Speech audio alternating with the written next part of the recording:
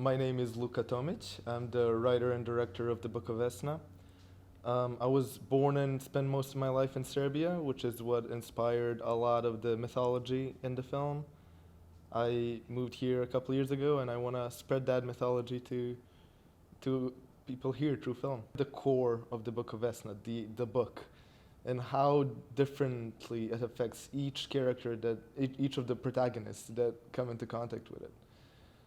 The actual mythology is based on the Slavic goddess of spring, Vesna. A lot of the costume designs, the dialogue that Vesna says is directly taken from the myths and the stories. In the original myth, there are many Vesnas. It's a race almost of these goddesses that live in this wooded region, outside any civilization. And a big thing with the story is that any man who can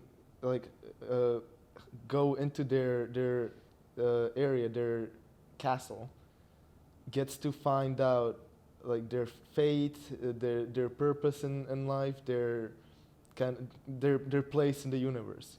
But if they're caught by Vesna, they are killed.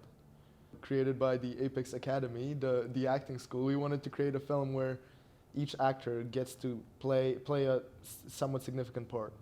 And that's what led to so many characters. Even though during the actual writing, that became a very intentional, deliberate choice, but it started out of necessity. Same with the 4 chapters. It started out of necessity of having to fit all of these people into the film. But then, as it started getting developed, I kind of realized that that's the best way to tell this story. You have 4 stages with completely different people encountering the book in a completely different setting and taking away whatever they take away from it.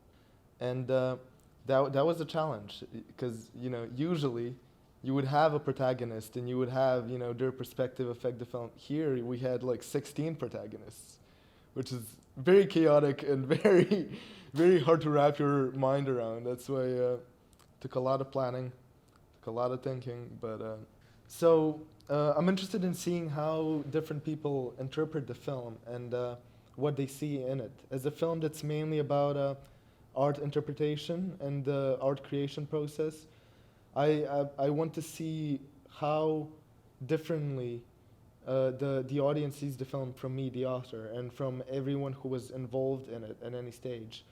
That's why I would recommend seeing it, because even if you don't love the film, you would take away some of the discussion it starts. You will, I hope you would reconsider the way art is interpreted and the way famous texts and paintings and music could have originally been intended versus how they're perceived today.